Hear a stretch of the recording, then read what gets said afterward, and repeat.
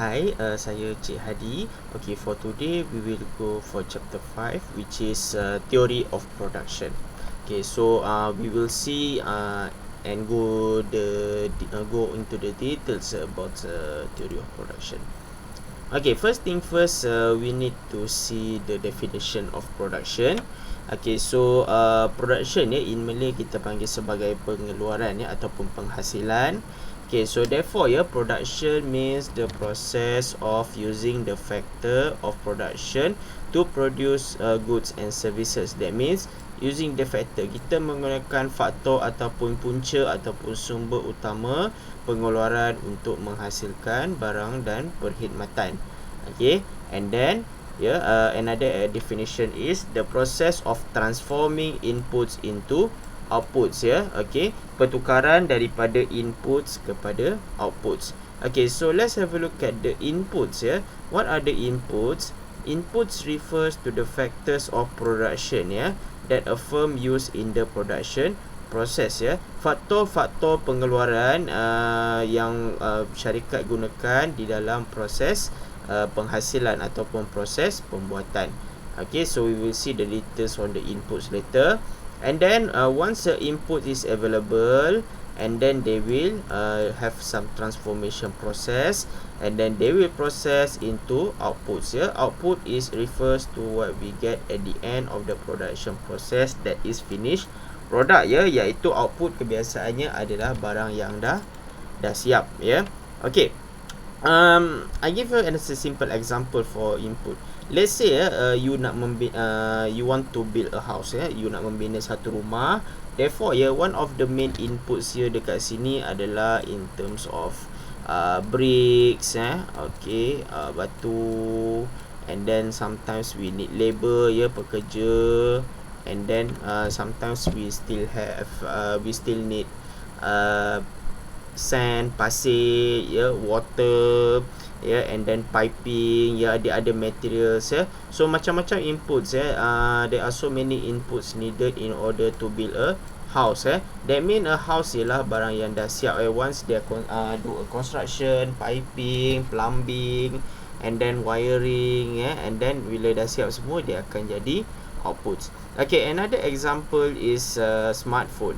Okay, the inputs for smartphone can be in terms of aluminium, and then stainless steel, motherboard components, labor, and then once they have some inputs and then processing, and then they become finished product. That means smartphone that you can use.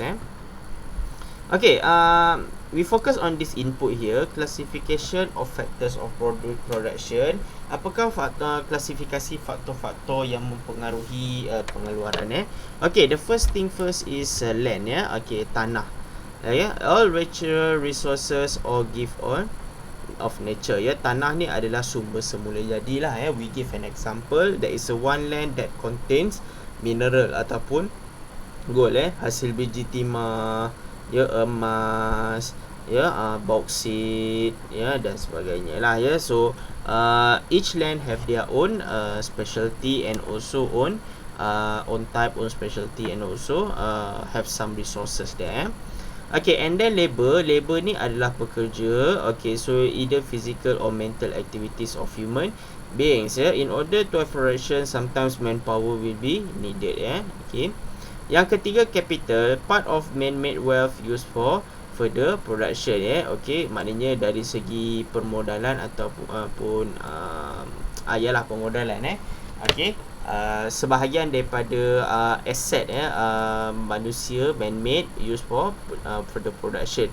Contohnya seperti mesin. Mesin ni dibuat oleh manusia, jadi mesin ni digunakan untuk menghasilkan produk-produk, ataupun menghasilkan almari ataupun perabot untuk storage barang-barang. So capital is a part of man-made wealth. And then the last one, entrepreneur. That means what we call as a manful skill in organizing and also entrepreneurship. A person who combines the different factors of production and initiate the process of production and also bears the risk. Okay, yang dia ada kombinasi land, labor, and capitals, and then also dia yang memulakan business tersebut. Okay, without business, practice of production cannot be survived. Okay, mathematically, production function is a statement of the functional relationship between input and output, hubungan di antara input dan juga output, where it shown the maximum output that can be produced with given input. So, ini adalah maximum output, that means berapa banyak jumlah maksima yang sesuatu kilang boleh hasilkan barang dalam satu masa. Okay, dan faktor berapa banyak kuantiti maksimum yang boleh dihasilkan adalah bergantung kepada input juga. Okay, so therefore Q ni adalah kuantiti iaitu output bersamaan dengan F iaitu faktor dalam kurungan K capital, L adalah labor, M adalah raw material ataupun faktor-faktor yang lain. Okay, so therefore unit pengeluaran adalah juga bergantung kepada availability of the inputs. Okay, you imagine kalau kuantiti tu tak boleh dihasilkan kerana kurang pekerja ataupun kurang raw material. So dia punya relationship normally is a positive relationship. Okay, output naik biasanya disebabkan oleh inputs pun naik sama. Okay, short run and long run production function. Okay, dalam production, okay, pengeluaran, ada pengeluaran jangka pendek dan juga pengeluaran jangka panjang. Okay, so there are two types of factor inputs. Yang pertama adalah fixed input. Ingat input tadi adalah permulaan, faktor yang boleh mempengaruhi penghasilan. An input which the quantity does not change according to the amount of output, di mana kuantiti input tidak berubah, tetap sama, bergantung kepada output. Contohnya machinery. Satu mesin boleh menghasilkan 100 unit ataupun satu mesin boleh menghasilkan 1000 unit. Maksudnya dekat sini adalah inputnya tetap sama. Mereka menggunakan satu mesin tetapi mereka boleh menghasilkan unit yang berbeza dalam satu masa. Tanah pun sama, kita tak pernah have a certain situation whereby nak buat 1000 barang kena ada 2 tanah, ataupun pada satu masa nak buat 1000 barang kena ada 3 tanah. Not necessary. Okay, land normally fix itu satu tanah lah. Building biasanya satu bangunan. Tools bergantung kepada proses, equipment juga bergantung pada proses, and etc. But at the end of the day, no matter how many output you produce, you punya input quantity masih tetap sama. Okay, itu adalah fixed input. Okay, tetapi variable input ni adalah input di mana quantity berubah bergantung kepada output. Okay, the example ialah raw materials. Okay, untuk menghasilkan 3 buah rumah, jadi batu, pasir, also need so many, berbanding dengan membuat satu rumah. Ataupun untuk membuat makanan, contohnya burger. Okay, nak buat 100 burger, raw material je pun kena banyak jugalah. Okay, mungkin for example 3 ekor lembu berbanding dengan 10 burger. 10 burger biasanya setengah lembu dah okey dah. So kuantiti yang dihasilkan bergantung kepada berapa banyak material yang digunakan, electricity yang digunakan. Kalau banyak kuantiti yang dihasilkan, penggunaan elektrik pun tinggilah. Fuel, minyak, transportation, pengangkutan, communication dan etc. So dekat sini variable output juga yang bermaksud penghasilan bergantung kepada kuantiti input yang tidak menentu. And short run and long run period. Short run period is the time frame which at least one of the input factor of production is fixed and other inputs are varied. Okay, short run ni jangka pendek ni bermaksud, okay, katakan kita ada 3 input contohnya, seperti okay, I give an example untuk menghasilkan sesuatu barang iaitu let's say makanan, burger for example. Okay, kita ada machinery, and then kita ada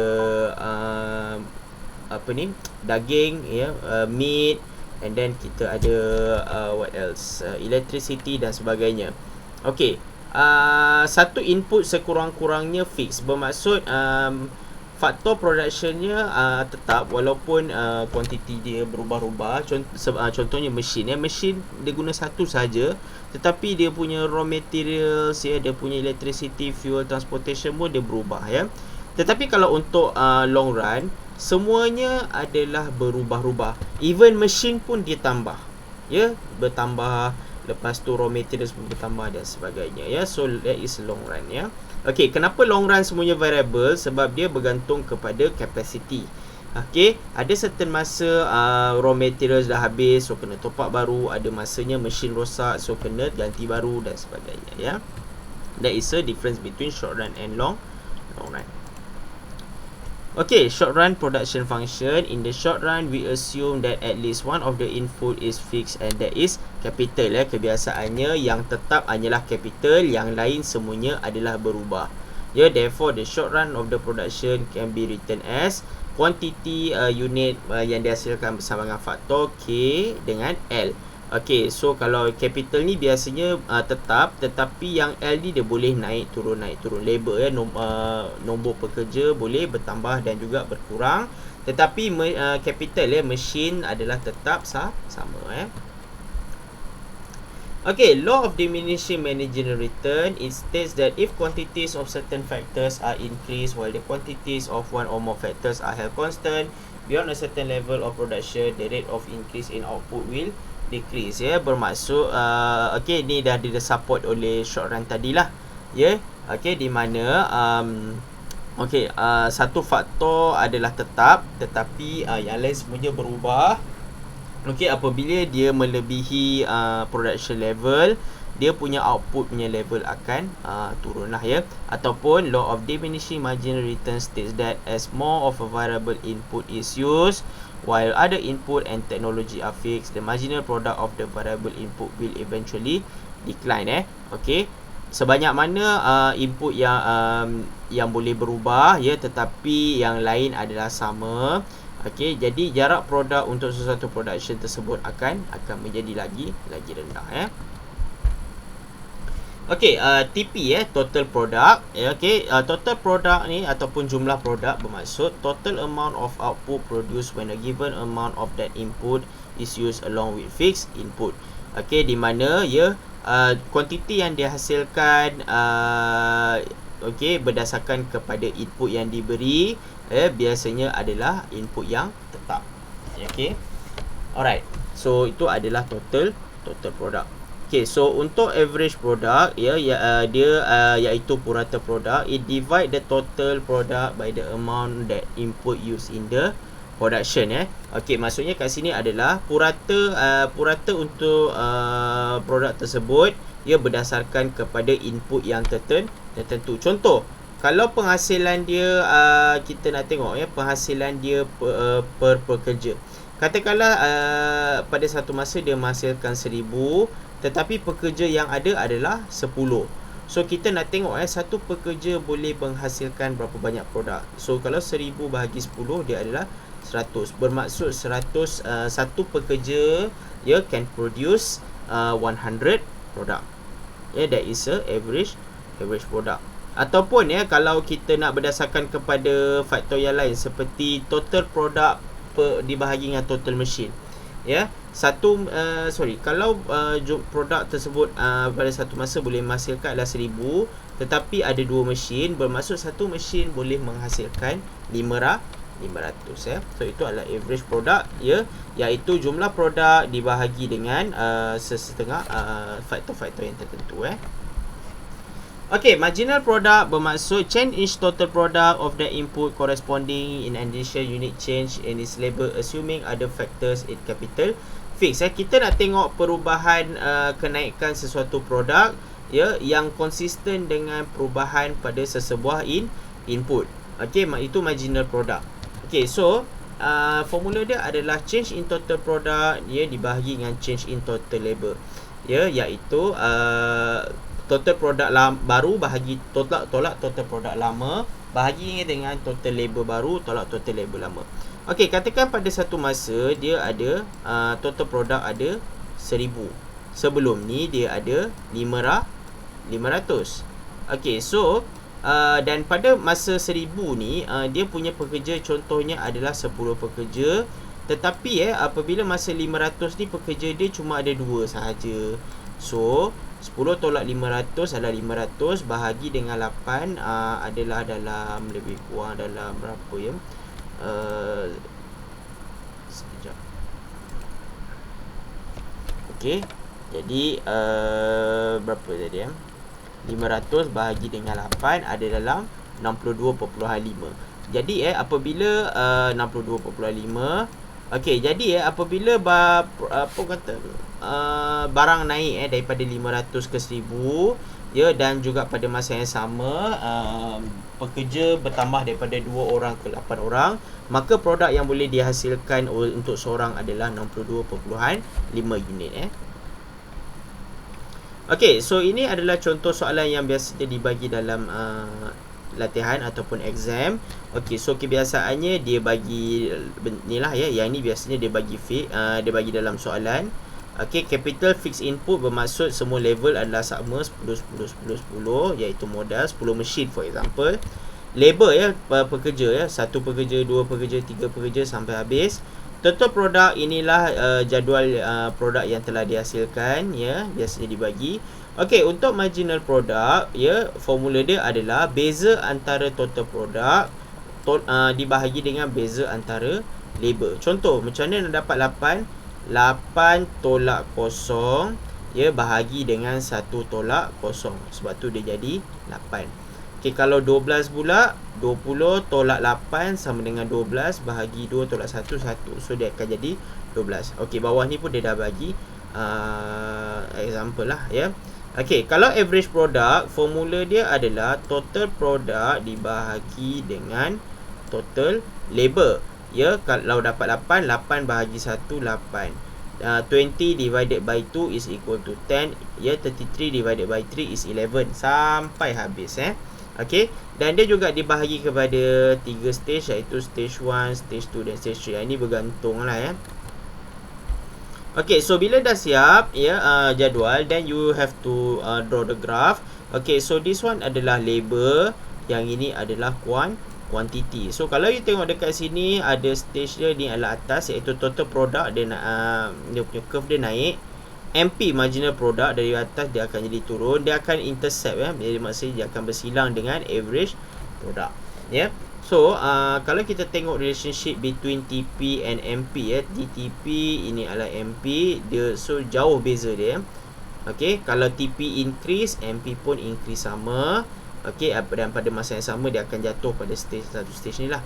Okey, tetapi kalau kita nak tengok relationship between MP dengan AP, nanti akan ada satu persilangan AP bersamaan dengan MP Okey, yang ini adalah dia punya pada short run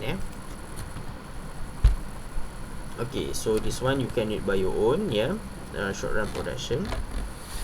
Okay, so ini adalah sample question. Kadang-kadang dia bagi terbalik, dia bagi marginal product, and then you kena kira terbalik by average product or total product Okay, but that one we will discuss later about this.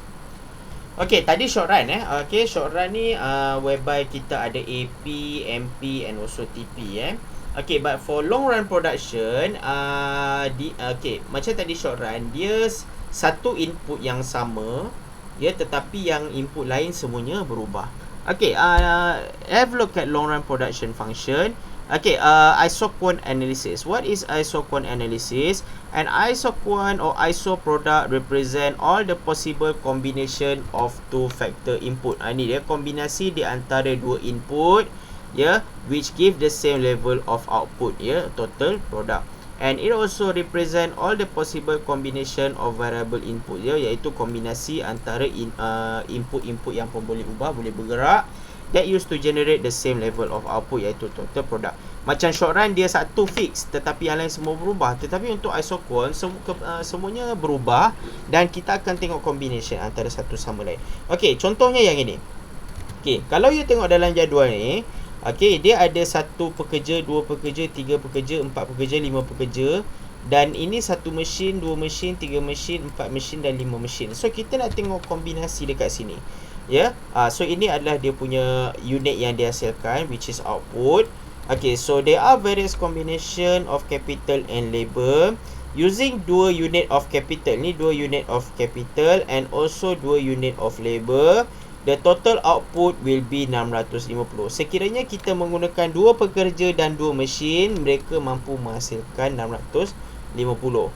Okay, if a firm needs 900 unit of output, sekiranya dia syarikat tersebut memerlukan 900 barang iaitu output, mesti ada kombinasi di antara 2 pekerja dan juga 4 mesin. So that is how long run is all about. So you combine 2 inputs and then unit dia pun sama juga. Betul.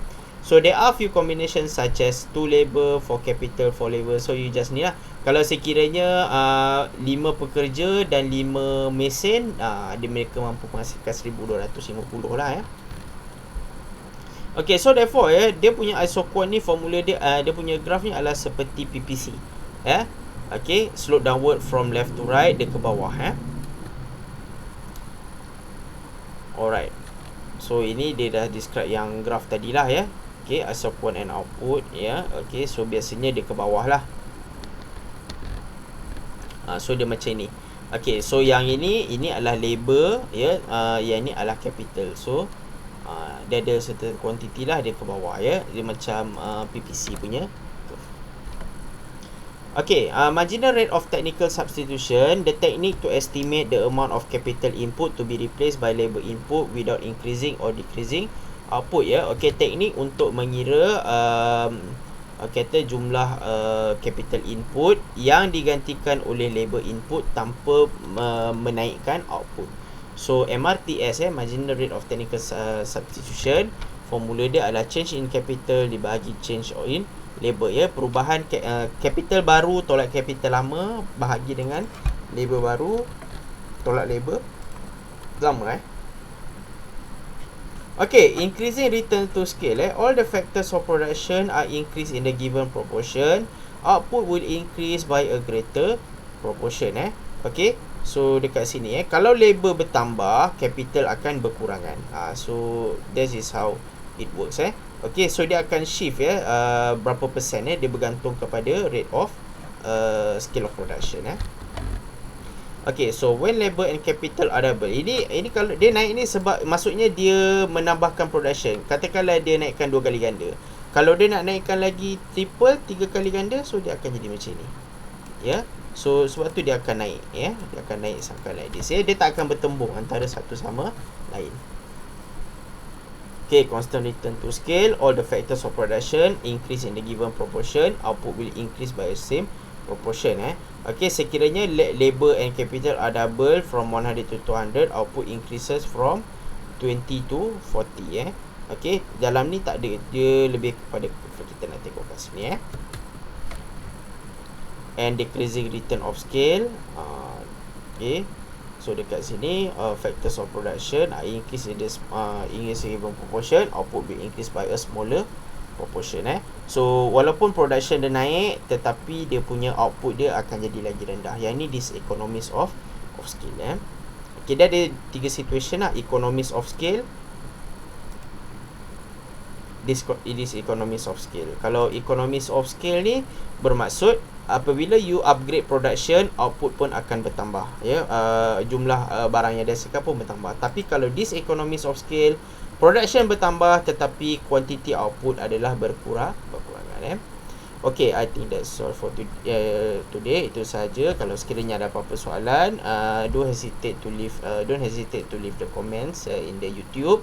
Okay, and then we will see later on in the chapter 6. And thank you so much and see you later. Bye.